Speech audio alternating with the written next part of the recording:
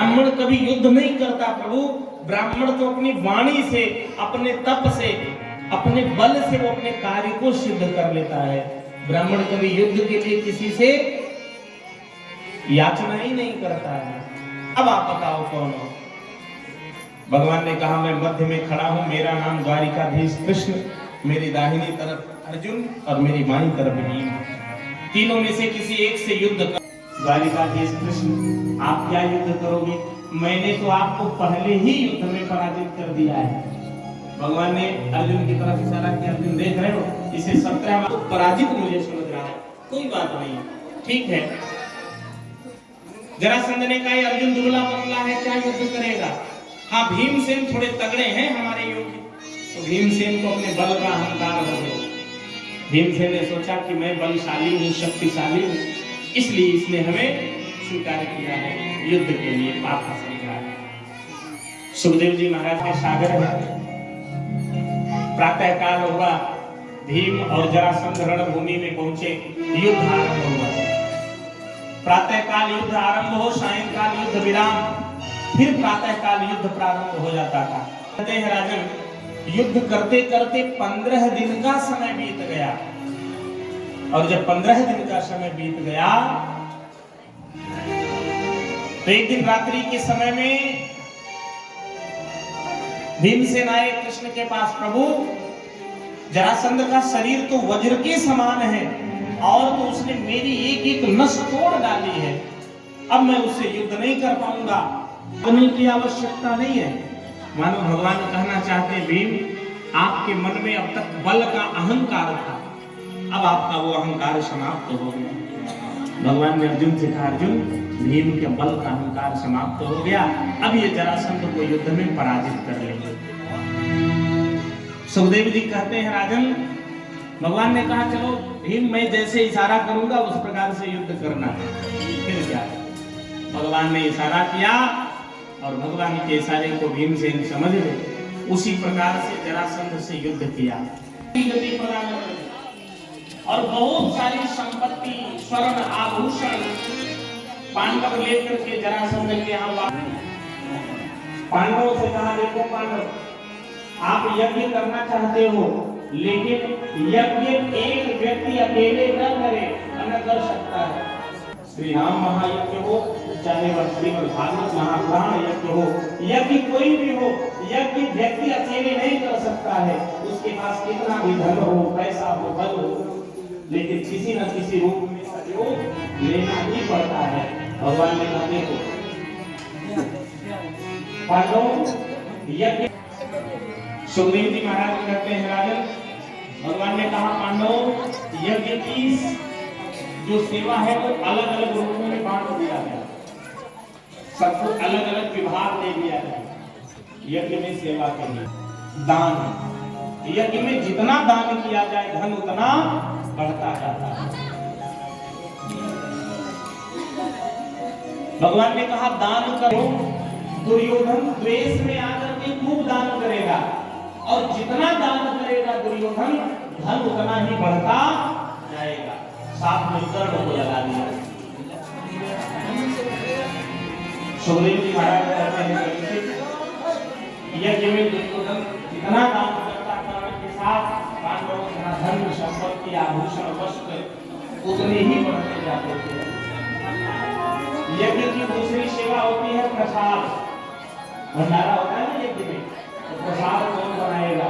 गोविंद ने कहा भाई प्रसाद बनाने की जो व्यवस्था है वो पांचाली को दे दिया।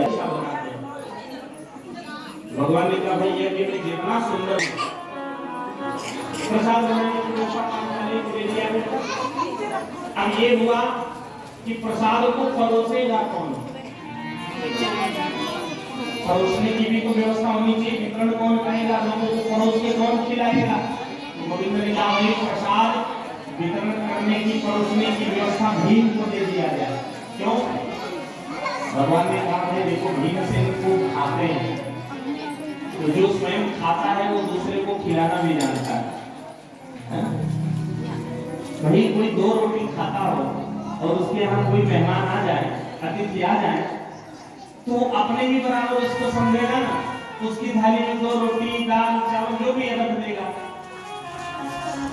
सामने वाले की इच्छा है 5 रोटी खाने की, उसकी भूख है, और आप 2 रोटी रख देंगे तो हमारा जाकर पूछेंगे ये और ले आऊं क्या?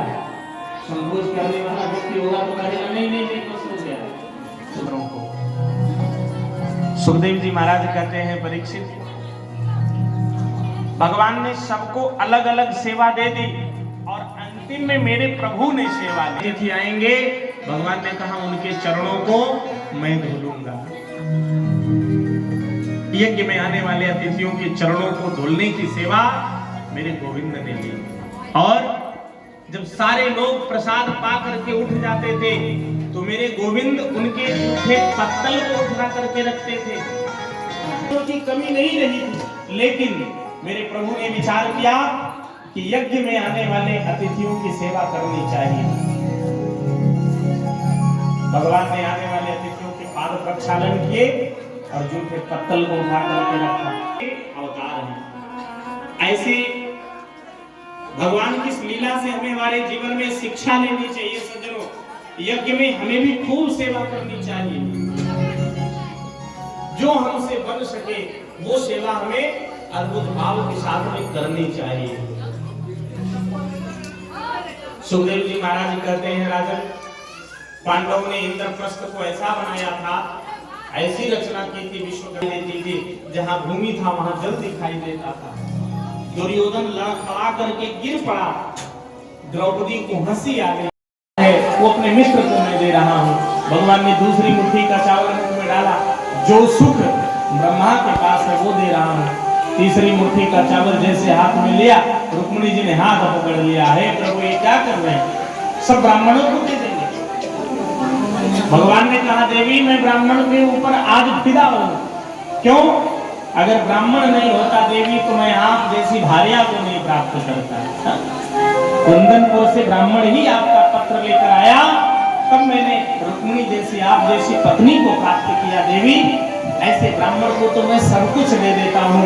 जो निष्काम भाव से भक्त मेरी सेवा करता, मेरा पूजन करता, मेरा वंदन मेरा अर्चन करता है, मैं उसे सब कुछ। जो शेष चावल बचा, पूरे नगर में वो प्रसाद चावल बचा। तो साधारण चावल नहीं था महाराज, अक्षत। क्या? अक्षत, जिसकी कभी क्षति नहीं होती है, वो वस्तु वो लेकर के सुदामा जी आए थे। सुखदेव जी महाराज कहते हैं, राजा 3-4 दिनों तक सुदामा जी द्वारिका में रहे। कन्हैया ने पूछा, मित्र तुम्हें कोई कष्ट? सुदामा ने कहा, मेरे कितना सुखी तो ब्रह्मा भी नहीं है। भगवान जानते थे सुदामा यही कहेगा।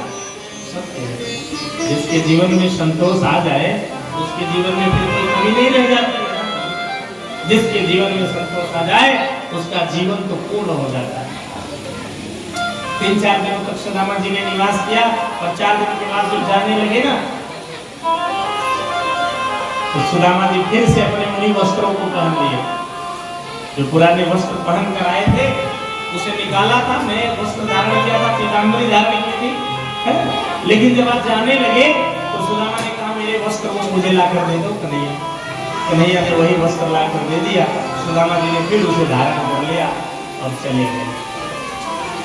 सुखदेव जी कहते हैं, परीक्षित, जब सुदामा जी पहुंचे हैं, सुदामा में गए थे। सुदामा जी ने सोचा ये कुटिया मेरी कहाँ गई? लोगों से पूछा तो लोगों ने कहा ये सुदामापुरी है।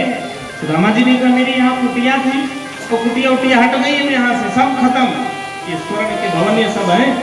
सुदामा जी ने सोचा कोई सुदामा नाम का सेठ होगा, मेरी कुटिया हटा करके अपना भवन बना लिया। चलता हूँ, ढूंढता हूँ, कहीं बच्चे होंगे। सुदामा जी के सामने आई, चरणों में प्रणाम किया।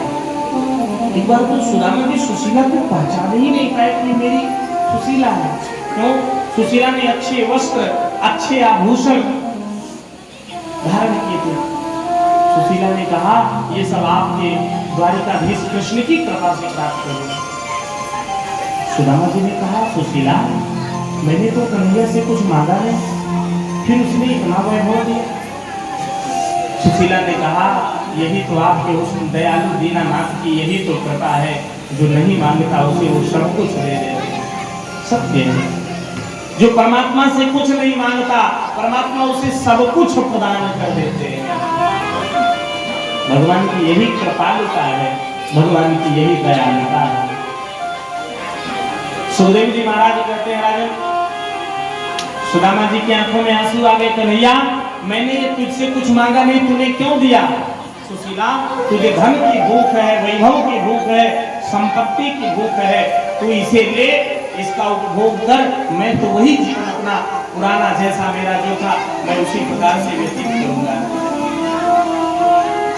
भगवान ने कहा सुदामा आप इसका उपभोग करो। सुदामा ने कहा मित्र जब जीवन में धन और संपत्ति की अधिकता हो जाती है ना तो व्यक्ति भजन भजन करता नहीं है। कन्हैया ने कहा मित्र जब धन और संपत्ति और भजन करते हुए अंतिम समय में सुदामा जी